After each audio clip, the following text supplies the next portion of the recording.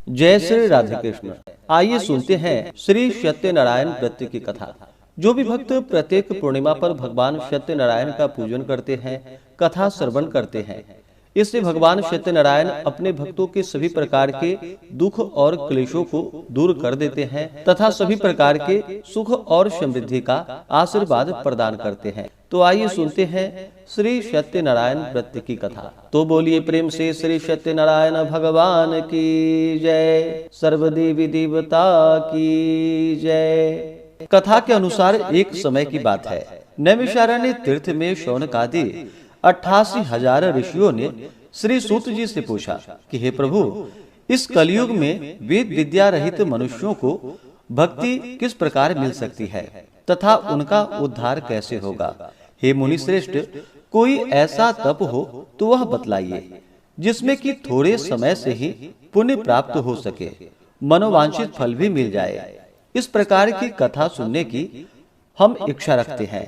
सर्व शास्त्रों के ज्ञाता श्री सूत जी बोले कि हे वैष्णवों में पूज्य, आप सभी ने प्राणियों के हित की बात पूछी है, इसलिए मैं एक ऐसा श्रेष्ठ व्रत को आपको बतलाऊंगा जिसे नारद जी ने लक्ष्मी नारायण जी से पूछा था और लक्ष्मीपति जी ने मुनि श्रेष्ठ नारद जी से कहा था। आप सब इसे ध्यान से सुनिए।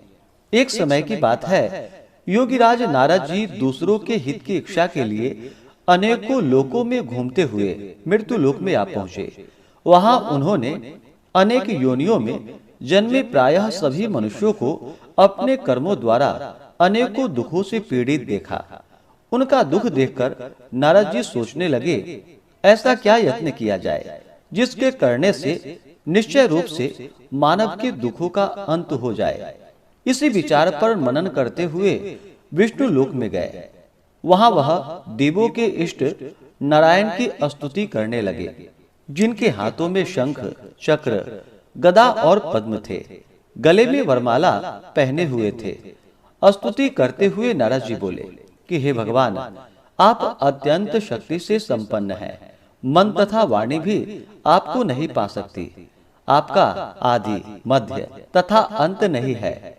निर्गुण स्वरूप सृष्टि के कारण भक्तों के दुख को दूर करने वाले हैं। आपको मेरा नमस्कार है। नारद जी की स्तुति सुनकर भगवान विष्णु बोले कि हे मुनि श्रेष्ठ, आपके मन में क्या बात है? आप किस कारण के लिए यहाँ पर पधारे हैं, उसे निसंकोच होकर हमसे कहिए। इस पर नारद मुनि बोले कि मृत्यु लोक में अनेक योनियों में जन्मे मनुष्य अपने कर्मों द्वारा अनेकों दुखों से दुखी हो रहे हैं। हे नाथ, आप मुझ पर दया रखते हैं तो यह बतलाइए कि वो मनुष्य थोड़े प्रयास से ही अपने दुखों से कैसे छुटकारा पा सकते हैं। भगवान श्री हरि बोले कि हे नारद, मनुष्यों की भलाई के लिए तुमने बहुत ही अच्छी बात पूछी है। जिसके करने से मनुष्य मोह से छूट जाता है, वह बात मैं तुमसे कहता हूँ, उसे सुनो। स्वर्ग लोक व मृत्यु लोक दोनों में एक दुर्लभ उत्तम व्रत है जो पुण्य को देने वाला है। आज प्रेमवश होकर मैं तुमसे वही कहता हूँ। यह व्रत श्री सत्यनारायण भगवान का व्रत है। अच्छी तरह विधान पूर्वक करके मनुष्य तुरंत ही यहाँ सुख को भोग कर मरने पर मोक्ष को पाता है। श्री हरि के वचन को सुनकर नारद जी बोले, उस व्रत का क्या फल है, उसका क्या विधान है, यह व्रत किसने किया था, इस व्रत को किस दिन करना चाहिए, सभी कुछ विस्तार पूर्वक हमसे बतलाइए। नारद जी की बात को सुनकर भगवान श्री हरि बोले, दुख व शोक को दूर करने वाला, यह सभी स्थानों पर विजय दिलाने वाला है। मानव को भक्ति व श्रद्धा के साथ शाम को श्री सत्यनारायण की पूजा धर्म पारायण होकर ब्राह्मणों व बंधु बांधवों के साथ करनी चाहिए। भक्ति भाव से ही नैवेद्य, केले का फल, घी, दूध और गेहूं का आटा सवाया ले। गेहूं के स्थान पर साठी का आटा, शक्कर तथा गुड़ लेकर वह सभी भक्षण योग्य पदार्थों को मिलाकर भगवान को भोग लगाए। ब्राह्मणों सहित बंधु बांधवों को भी भोजन करवाए। उसके बाद स्वयं भोजन करे। भजन कीर्तन के साथ भगवान की भक्ति में लीन हो जाए। इस तरह से सत्यनारायण भगवान का यह व्रत करने पर मनुष्य सारी इच्छाएं निश्चित रूप से पूरी कर सकता है। इस कली काल अर्थात कलयुग में मृत्यु लोक में मोक्ष का यह एक सरल उपाय है।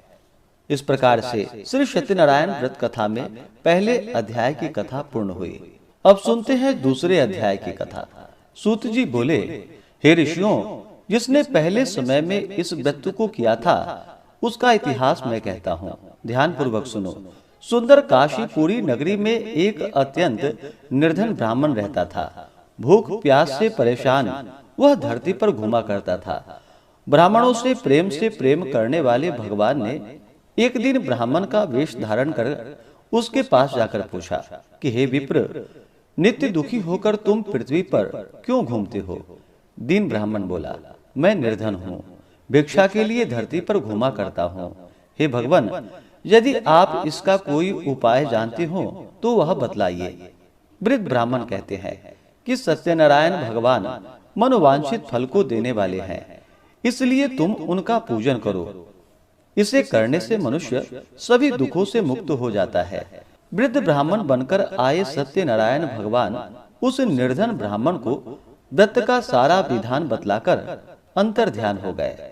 ब्राह्मण मन ही मन सोचने लगा कि जिस व्रत को वृद्ध ब्राह्मण करने को कह गए हैं मैं उसे जरूर करूंगा। यह निश्चय करने के बाद उसे रात में नींद भी नहीं आई। वह सवेरे उठकर सत्यनारायण भगवान के व्रत का निश्चय कर भिक्षा मांगने के लिए चला गया।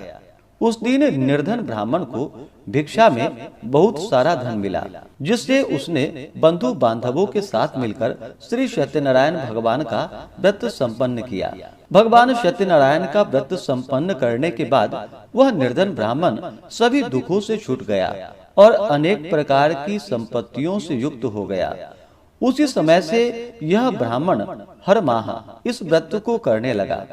इस तरह से सत्यनारायण भगवान के व्रत को जो मनुष्य करेगा वह सभी प्रकार के पापों से छूटकर मोक्ष को प्राप्त हो जाएगा। सूत जी बोले कि इस तरह से नारद जी से नारायण जी का कहा हुआ श्री सत्यनारायण व्रत को मैंने तुमसे कहा है। हे विप्रो, अब मैं क्या कहूँ? ऋषि बोले कि हे मुनिवर, संसार में उस विप्र से सुनकर और किस किस ने इस व्रत को किया, हम सब इस बात को सुनना चाहते हैं। इसके लिए हमारे मन में श्रद्धा और भक्ति भाव है। श्री सूत जी बोले कि हे मुनियों, जिसने इस व्रत को किया है वह सब सुनो। एक समय वही विप्र धन व ऐश्वर्य के अनुसार अपने बंधु बांधवों के साथ इस व्रत को करने को तैयार हुआ। उसी समय एक लकड़ी बेचने वाला बूढ़ा आदमी आया और लकड़ियां बाहर रखकर अंदर ब्राह्मण के घर में गया। प्यास से दुखी वह लकड़हारा उनको व्रत करते हुए देखकर विप्र को नमस्कार कर पूछने लगा कि आप यह क्या कर रहे हैं तथा इसके करने से क्या फल मिलेगा, कृपा कर मुझे भी बतलाइए। ब्राह्मण ने कहा कि यह सब मनोकामनाओं को पूरा करने वाला भगवान सत्यनारायण का व्रत है। इसकी कृपा से ही मेरे घर में धन धान्य आदि की वृद्धि हुई है। विप्र से सत्यनारायण व्रत के बारे में जानकर लकड़हारा बहुत प्रसन्न हुआ और चन्नामृत लेकर वह प्रसाद खाने के बाद वह अपने घर गया। लकड़हारे ने अपने मन में संकल्प किया कि आज लकड़ी बेचने से जो धन मिलेगा उसी से श्री सत्यनारायण भगवान का उत्तम व्रत करूंगा। मन में इस प्रकार विचार को लेकर के वह लकड़हारा सिर पर लकड़ियां रखकर उस नगर में बेचने के लिए गया जहां पर कि धनी लोग रहते थे। उस नगर में उसे अपनी लकड़ियों का दाम पहले से 4 गुना अधिक मिला।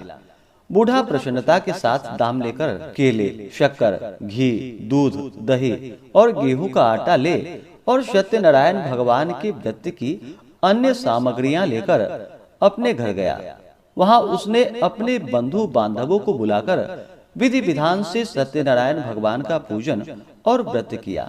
इस व्रत के प्रभाव से वह बूढ़ा लकड़हारा धन पुत्र आदि से युक्त होकर संसार के समस्त सुख भोग कर अंत काल में वैकुंठ धाम को चला गया। इस प्रकार से श्री सत्यनारायण व्रत कथा में दूसरे अध्याय की कथा पूर्ण हुई। तो बोलिए प्रेम से श्री सत्यनारायण भगवान की जय। अब सुनते हैं तीसरे अध्याय की कथा। श्री सूत जी बोले कि हे श्रेष्ठ मुनियों, अब आगे की कथा कहता हूँ। पहले समय में उल्कामुख नाम का एक बुद्धिमान राजा था। वह सत्य वक्ता और जितेंद्रिय था। प्रतिदिन देव स्थानों पर जाता और निर्धनों को धन देकर उनके कष्ट दूर करता था। उसकी पत्नी कमल के समान मुख वाली तथा सती साध्वी थी। भद्रशिला नदी के तट पर उन दोनों ने श्री सत्यनारायण भगवान का व्रत किया। उसी समय साधु नाम का एक वैश्य आया। उसके पास व्यापार करने के लिए बहुत सा धन भी था। राजा को व्रत करते हुए देखकर वह विनय के साथ पूछने लगा कि हे राजन, भक्ति भाव से पूर्ण होकर आप यह क्या कर रहे हैं? मैं सुनने की इच्छा रखता हूँ, आप मुझे बतलाइए। राजा बोला कि हे साधु, अपने बंधु बांधवों के साथ पुत्रादि की प्राप्ति के लिए एक महाशक्तिमान श्री सत्यनारायण भगवान का व्रत व पूजन कर रहा हूँ। राजा के वचन को सुनकर साधु आदर से बोला कि हे राजन, मुझे इस व्रत का सारा विधान कहिए।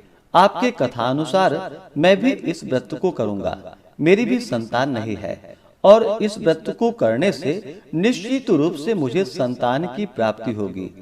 राजा से व्रत का सारा विधान सुनकर व्यापार से निवृत्त हो वह अपने घर को गया। साधु वैश्य ने अपनी पत्नी को संतान देने वाले इस व्रत का वर्णन कह सुनाया और कहा कि जब मेरी संतान होगी तब मैं इस व्रत को करूंगा। साधु ने इस तरह के वचन अपनी पत्नी लीलावती से कहे। एक दिन लीलावती पति के साथ आनंदित हो सांसारिक धर्म में प्रवृत्त होकर सत्यनारायण भगवान की कृपा से गर्भवती हो गई। 10वें महीने में उसके गर्भ से एक सुंदर कन्या ने जन्म लिया। दिनों दिन वह ऐसे बढ़ने लगी जैसे कि शुक्ल पक्ष की चंद्रमा बढ़ता हो। माता पिता ने अपनी कन्या का नाम कलावती रखा। एक दिन लीलावती ने मीठे शब्दों में अपने पति को याद दिलाया कि आपने सत्यनारायण भगवान के जिस व्रत को करने का संकल्प लिया था उसे करने का समय आ गया है। आप इस व्रत को करिए। साधु बोला कि हे प्रिय, इस व्रत को मैं उसके विवाह पर करूंगा। इस प्रकार अपनी पत्नी को आश्वासन देकर वह नगर को चला गया। कलावती पिता के घर में रहकर वृद्धि को प्राप्त हो गई। साधु ने एक बार नगर में अपनी कन्या को सखियों के साथ देखा तो तुरंत ही दूत को बुलाया और कहा कि मेरी कन्या के योग्य वर देखकर आओ। साधु की बात सुनकर दूत कंचन नगर में पहुंचा और वहां देखभाल कर लड़की के लिए सुयोग्य वणिक पुत्र को ले आया। सुयोग्य लड़के को देख साधु ने बंधु बांधवों को बुलाकर अपनी पुत्री का विवाह कर दिया। लेकिन दुर्भाग्य की बात यह थी कि साधु ने अभी भी श्री सत्यनारायण भगवान का व्रत नहीं किया। इस पर श्री सत्यनारायण भगवान क्रोधित हो गए और श्राप दे दिया कि साधु को अत्यधिक दुख मिले। अपने कार्य में कुशल साधु बनिया जमाई को लेकर समुद्र के पास स्थित होकर रत्नासारपुर नगर को गया। वहां जाकर दामाद ससुर दोनों मिलकर चंद्रकेतु राजा के नगर में व्यापार करने लगे। एक दिन सत्यनारायण भगवान की माया से एक चोर राजा का धन चुराकर भाग रहा था। उसने राजा के सिपाहियों को अपना पीछा करते हुए देख चुराया हुआ धन वहां रख दिया जहां पर कि साधु अपने जमाई के साथ ठहरा हुआ था। राजा के सिपाहियों ने साधु वैश्य के पास राजा का धन पड़ा देखा तो वह ससुर जमाई दोनों को बांधकर प्रसन्नता से राजा के पास ले गया और कहा कि उन दोनों चोरों को हम पकड़ कर लाए हैं, आप आगे की कार्रवाई की आज्ञा दें।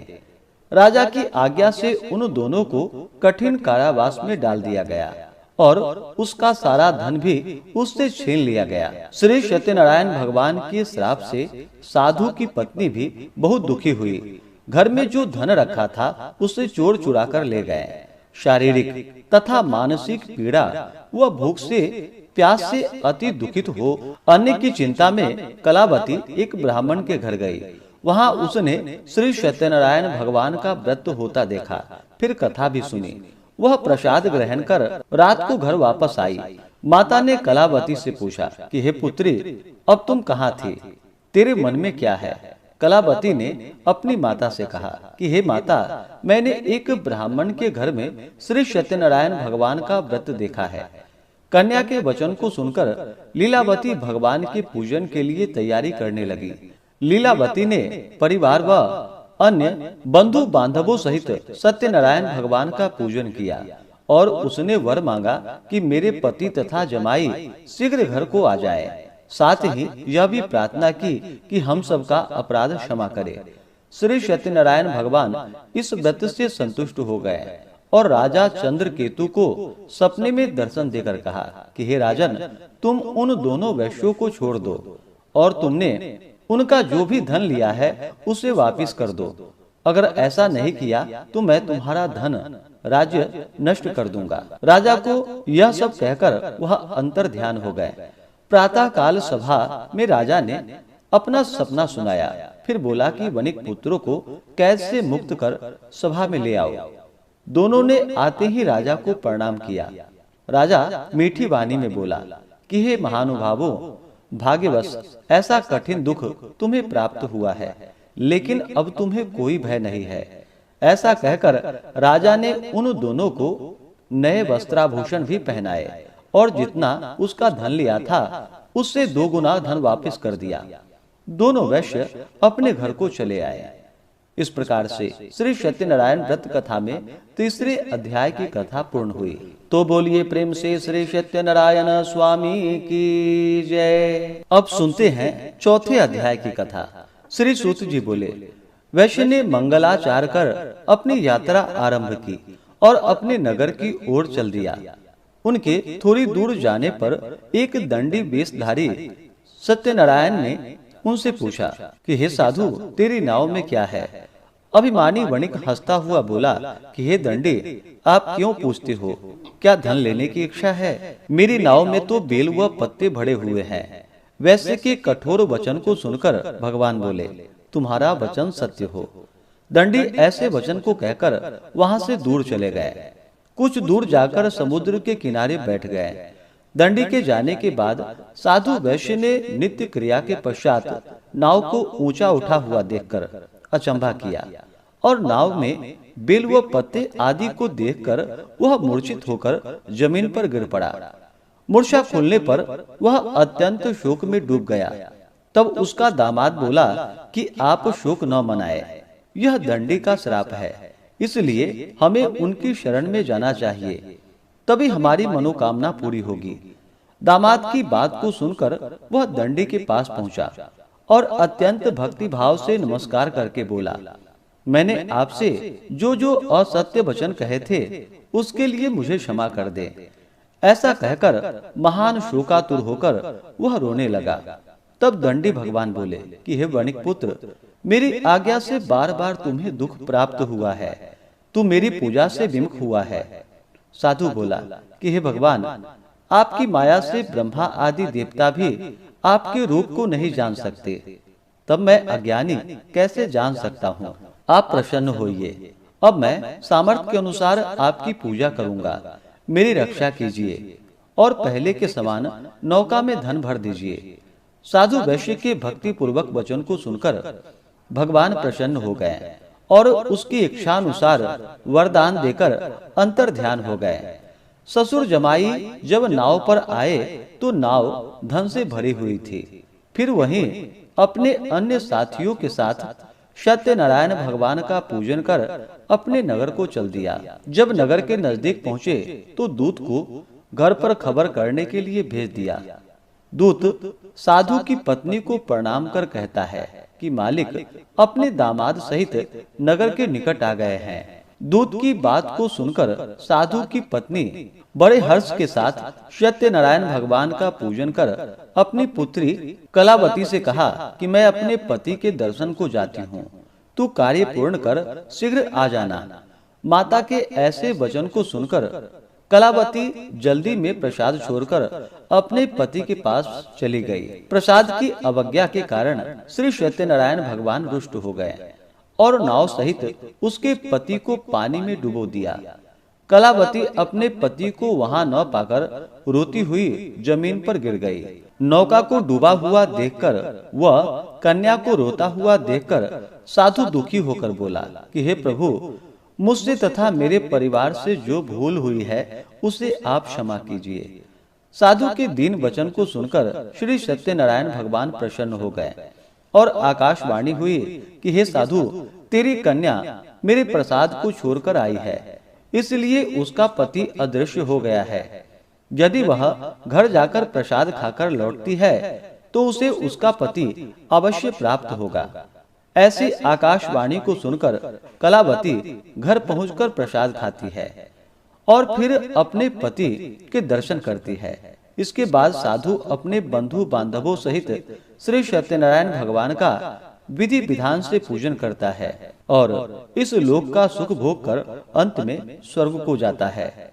इस प्रकार से श्री सत्यनारायण व्रत कथा में चौथे अध्याय की कथा पूर्ण हुई।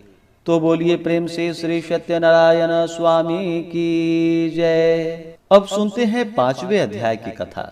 सूत जी बोले कि हे ऋषियों, मैं और भी एक कथा सुनाता हूँ, उसे भी ध्यान पूर्वक सुनो। प्रजा पालन में लीन तुंग ध्वज नाम का एक राजा था। उसने भी भगवान का प्रसाद त्याग कर बहुत दुख पाया। एक बार वन में जाकर वन्य के पशुओं को मारकर वह बड़ के पेड़ के नीचे आया। वहां उसने ग्वालों को भक्ति भाव से अपने बंधुओं सहित सत्यनारायण भगवान का पूजन करते हुए देखा।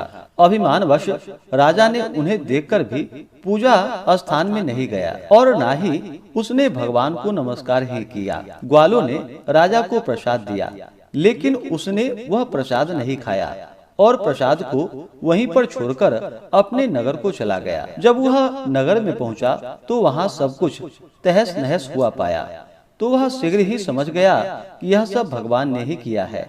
वह दोबारा ग्वालों के पास पहुंचा और विधि पूर्वक पूजा करके प्रसाद खाया, तो सत्यनारायण भगवान की कृपा से सब कुछ पहले जैसा हो गया और दीर्घ काल तक सुख भोगने के बाद मरणोपरांत उसे स्वर्ग की प्राप्ति हुई। जो मनुष्य परम दुर्लभ इस व्रत को करेगा तो भगवान सत्यनारायण की अनुकंपा से उसे धन धान्य की प्राप्ति होगी, निर्धन धनी हो जाता है और भय मुक्त हो जीवन जीता है।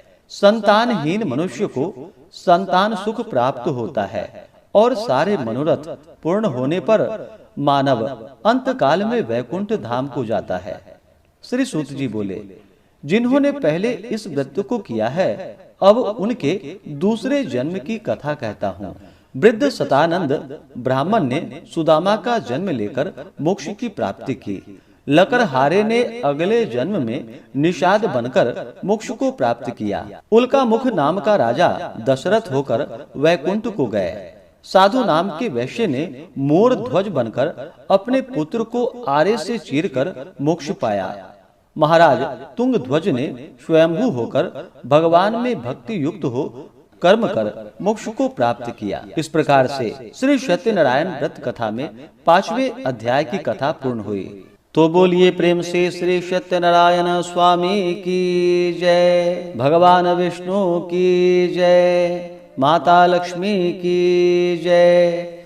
इसी प्रकार से जो भी भक्त सच्ची श्रद्धा के साथ भगवान सत्यनारायण की पूजा करते हैं, कथा श्रवण करते हैं, तो भगवान सत्यनारायण की कृपा से उनके सभी प्रकार के दुख और कष्ट दूर हो जाते हैं तथा सभी प्रकार के मनोरथ की सिद्धि होती है और अंत में भगवान के धाम की प्राप्ति होती है। तो आशा करता हूँ कि यह जानकारी आपको अच्छा लगा हो। इसी प्रकार से ज्ञानवर्धक जानकारियाँ प्राप्त करते रहने के लिए, व्रत पूजा के बारे में जानने के लिए, कथा को सुनने के लिए तो चैनल को लाल बटन दबा करके सब्सक्राइब करें, साथ में बेल आइकन घंटी को दबाएं ताकि आने वाली वीडियो का नोटिफिकेशन आपको समय से मिलता रहे।